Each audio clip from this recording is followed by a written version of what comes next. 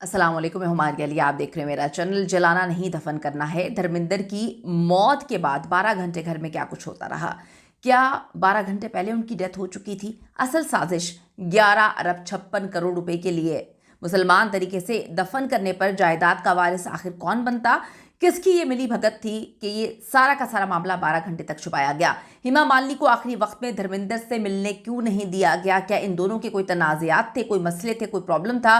घर के मुलाजमीन ने हकीकत खोलना शुरू कर दी है। हॉस्पिटल से घर शिफ्ट करने की असल वजह क्या थी, बेनकाब हो गया। जब डॉक्टर्स जवाब दे चुके थे तो क्या हेमा मालिनी को भी नहीं बताया था, उनकी बेटियों को नहीं पता था कि डॉक्टर्स जवाब दे चुके हैं? वो तो सालगिरह की बड़ी पार्टी, एक ग्रैंड पार्टी की जो है तैयारी कर रही थी, दुनिया को दिखाने के लिए कि हम एक हैं। लेकिन मामला तो ये था कि किसी भी वक्त धर्मिंदर जो है वो दुनिया से जा सकते थे, डॉक्टर्स ने ये कहा था, लेकिन फिर भी उनको हॉस्पिटल से शिफ्ट किया गया। आज की वीडियो में इस पर बात करते हैं। रिक्वेस्ट है चैनल को सब्सक्राइब करें, वीडियो को आखिर तक मुलाहिजा ज़रूर फरमाइएगा। मैंने मोहब्बत की है और इसकी कीमत चुकाऊंगा। ये एक लाइन, इसमें बड़ा कुछ है। जब आप मोहब्बत करते हैं तो आपको उसकी कीमत चुकानी पड़ती है, और धर्मिंदर ने इसकी कीमत चुकाई। धर्मिंदर की सारी ज़िंदगी जो है वो इसकी कीमत ही चुकाते हुए गुजर गई। तनाज़ात से घिरी रही उनकी सारी की सारी ज़िंदगी। धर्मेंद्र कभी भी जो है वो मुश्किलात से घबराने वाले नहीं थे, कभी घबराए भी नहीं। उन्होंने हर तरीके से मुश्किलात को टैकल करने की कोशिश की और दुनिया के सामने खुलकर जीते रहे। और दुनिया के सामने उनके कभी कोई अफेयर्स भी नहीं आए। जब उनकी पहली शादी होती है 19 साल की उम्र में, फैमिली की जानिब से शादी, फैमिली में शादी की गई, और फिर जब उनको मोहब्बत होती है हेमा मालिनी से, उसके बाद उनका कोई अफेयर, कोई उनका किसी भी औरत के साथ किसी भी तरीके से दोस्ती का मामला कभी भी सामने नहीं आया। वो हेमा मालिनी से बड़ी मोहब्बत करती थी और इस बात का बड़ा अच्छे से इल्म था इनके पूरे के पूरे ख़ानदान को, उनके बेटों को भी। और उनको ये पता था कि अगर आखिरी वक्त में शायद बाप हेमा मालिनी और उनकी बेटियों के साथ रह गए तो मामला इनके कंट्रोल से काफ़ी हद तक बाहर हो जाएंगे।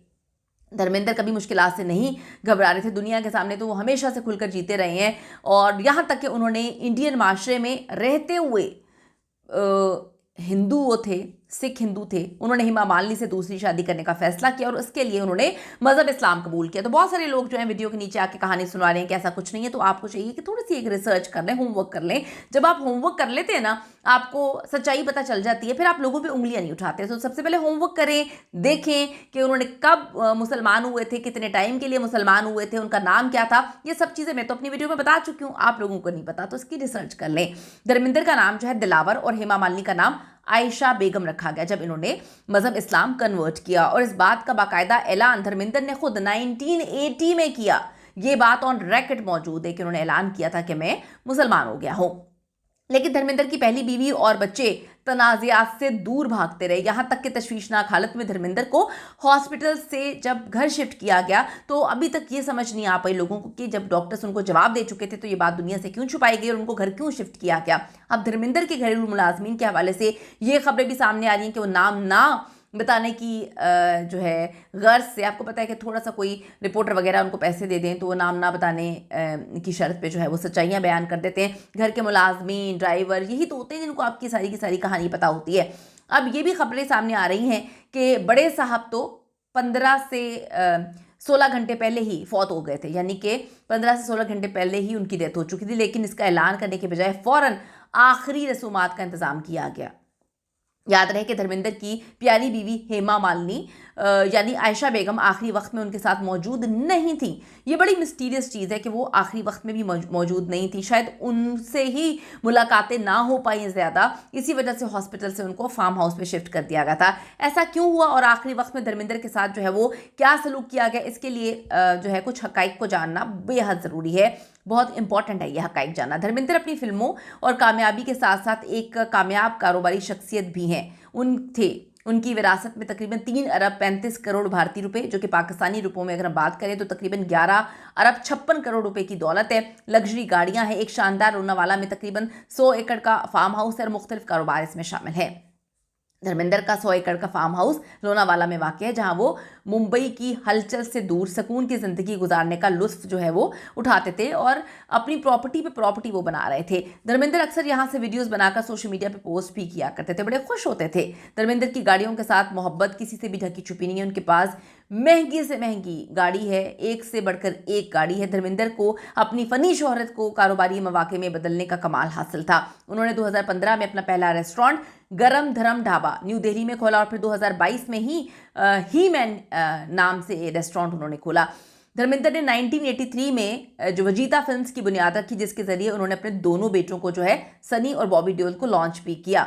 सनी ने बेताब 1983 से इंडस्ट्री में कदम रखा, जबकि बॉबी ने फिल्म बारिश 1995 में अपनी पहली परफॉर्मेंस दिखाई। 2019 में धर्मेंद्र ने अपने पोते करण देओल को जो है पल पल दिल के पास के जरिए फिल्म इंडस्ट्री में उन्होंने ही मुतारिफ करवाया था। धर्मेंद्र का अंदाज़ा लगाया गया नेटवर्क जो है नेटवर्थ अगर हम बात करें तो उनका 450 करोड़ भारतीय रुपए तक है, जो उनकी कामयाब फिल्म करियर और ज़हीन कारोबारी फैसलों का नतीजा समझा जाता है। उनके कारोबारी तरक्की का मंसूबा था कि वो एक फार्म हाउस के करीब 12 एकड़ पर एक कोठियों का रिजॉर्ट जो है वो बनाएंगे, जिसमें उनका एक मशहूर रेस्टोरेंट चेन के साथ शराकतदारी का मामला भी चल रहा था। देओल जो ख़ानदान है मजमूई तौर पर 1000 करोड़ रुपए से ज़ायद का मालिक है, जिसमें सनी देओल, बॉबी देओल और ख़ानदान के दीगर अफराद के असासे भी शामिल हैं।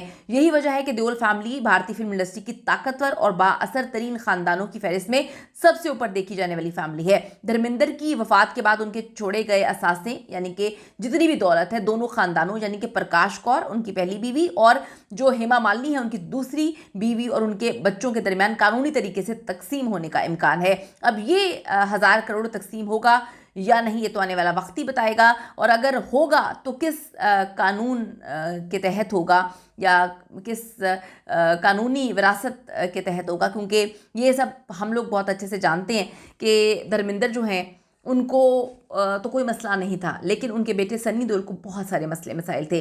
सनी देओल को ना सिर्फ मसले मसाइल थे हेमा मालिनी से भी मसले मसाइल थे, और ये भी कहा गया काफ़ी दफ़ा कि उनको मुबैना तौर पे मारने की भी इतलात मौसूल हुई। कभी जहर दे के कहानी आई सामने, कभी जो है चाकू से मारने की कहानी आई। बहुत सारी फैमिलीज जो हैं वो आपस में मिलती जुलती हैं, लेकिन हमने कभी भी जो है इन लोगों को खुलकर मिलते हुए नहीं देखा। यही कहानी है कि हेमा मालिनी बड़ी टेंस नज़र आ रही थी जब उनको पता चला कि जी इनकी डेथ हो गई, और जो बड़ी मिस्टीरियस चीज़ लगी वो बड़ी अजीब सी थी। लोगों को समझ नहीं आई कि जो हेमा मालिनी की बेटी है ईशा देओल, जब वो भागती हुई गई जो आखिरी रसूमात थी उसमें ऐसा लग रहा था कि उनको बहुत डिले से, बहुत लेट पता चला कि उनके फादर अब इस दुनिया में नहीं है। तो क्या कुछ चल रहा था इतने घंटों में कि जब उनके फादर की डेथ हो गई तो क्या उनको भी मीडिया के थ्रू पता चला, उनको भी टाइमली पता चला, या उनको पहले से पता था? क्योंकि जिस तरह से वो भाग दौड़ रही थी, जिस तरह से हेमा मालिनी जो है काफ़ी टेंस नज़र आ रही थी, ऐसा नहीं लग रहा था कि उनको उनके शौहर के मरने से ज़्यादा किसी और चीज़ का दुख है कि उनके साथ आखिरी वक्त में काफ़ी बुरा सलूक किया गया। वो हॉस्पिटल भी भाग भाग के मिलने नहीं जा रही थी। ये भी बताया जाता है कि सनी देओल का हर तरह से हर चीज़ पे कंट्रोल था, कंट्रोल है। मीडिया को भी वो कंट्रोल कर रहे थे और अपनी फैमिली के अंदर के मामला भी वो बहुत अच्छे से कंट्रोल कर रहे हैं। तो क्या जायदाद भी कंट्रोल कर चुके हैं? आज जो है हम इस बात को सुन के बड़ा परेशान है कि जब जितने मर्जी आप अमीर क्यों ना हो, जब पैसा बोलता है तो नीयतें तब्दील हो जाती हैं, नीयतें बदल जाती हैं। अपनी कीमती राय ज़रूर दीजिएगा। See you in the next video.